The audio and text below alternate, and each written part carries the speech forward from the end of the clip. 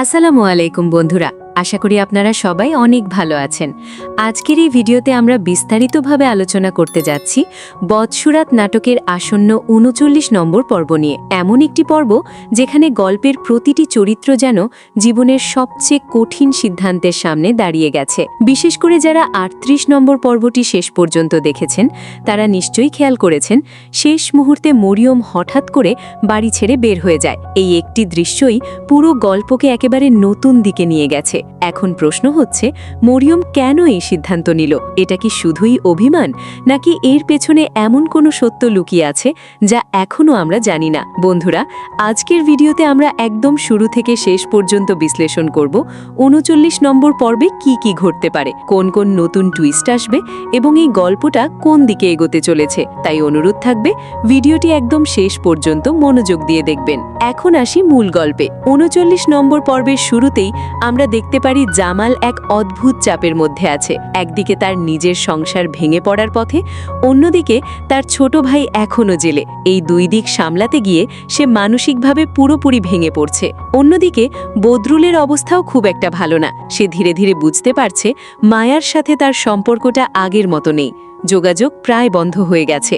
এমনকি সে মায়াকে নিয়ে দুঃস্বপ্ন দেখতে শুরু করেছে, যেখানে সে মনে করছে সবকিছু তার হাতের বাইরে চলে যাচ্ছে। এই অবস্থায় বদরুল বাধ্য হয়ে জামালের সাথে কথা বলতে পারে। সে হয়তো প্রথমবারের মতো নিজের দুর্বলতা স্বীকার করবে এবং বলবে সে আর কিছুই ঠিকভাবে সামলাতে পারছে না। এখানেই গল্পে একটা গুরুত্বপূর্ণ টার্ন আসতে পারে। জামাল তখন সিদ্ধান্ত নিতে পারে সে নিজেই মায়ার কাছে যাবে, কারণ সে বুঝতে পারছে এই ভুল বোঝাবুঝি যদি এখনই শেষ না করা হয় তাহলে সম্পর্কগুলো আর কখনো আগের অবস্থায় ফিরে আসবে না। মায়ার দিক থেকেও আমরা একটা পরিবর্তন দেখতে পারি। এতদিন সে নিজের সিদ্ধান্তে অটল ছিল, কিন্তু এবার হয়তো সে কিছুটা নরম হবে। সে জামালকে অনুরোধ করতে পারে বদরুলের সাথে কথা বলে পরিস্থিতিটা ঠিক করার জন্য। এখানে একটা গুরুত্বপূর্ণ বিষয় হচ্ছে মায়া এখন আগের মতো আবেগ দিয়ে নয়, বরং বাস্তবতা বুঝে সিদ্ধান্ত নিচ্ছে। সে জানে সম্পর্ক ভাঙা সহজ, কিন্তু সেটাকে ঠিক করা অনেক কঠিন। এবার আসি গল্পের সবচেয়ে ঝুঁকিপূর্ণ অংশে, জামালের ছোট ভাইয়ের মামলা। জামাল অনেক কষ্ট করে তার সৎ মার কাছ থেকে টাকা জোগাড় করে। এই টাকা দিয়ে সে চেয়ারম্যানের মাধ্যমে তার ভাইকে জেল থেকে বের করার চেষ্টা করবে। কিন্তু এখানেই আসতে পারে সবচেয়ে বড় ধাক্কা। চেয়ারম্যান সেই টাকা নিয়ে প্রতারণা করতে পারে।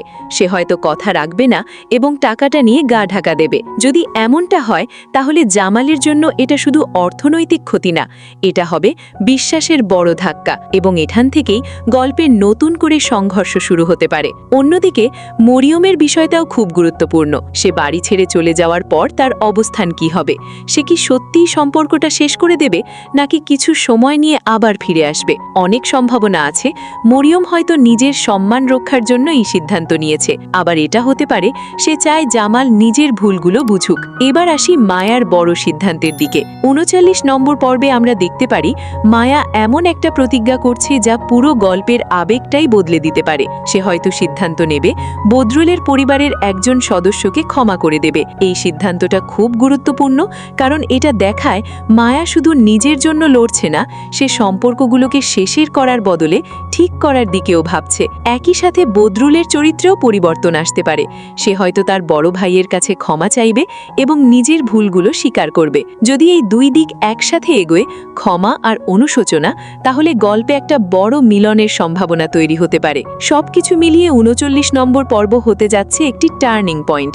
এখানে আমরা দেখতে পারি সম্পর্ক ভাঙার চূড়ান্ত অবস্থা, বিশ্বাসঘাতকতার বড় ধাক্কা এবং একই সাথে নতুন করে সব ঠিক হওয়ার সম্ভাবনা। এখন সবচেয়ে বড় প্রশ্নগুলো হলো, মরিয়ম কি সত্যিই এই বাড়িতে আর ফিরবে না?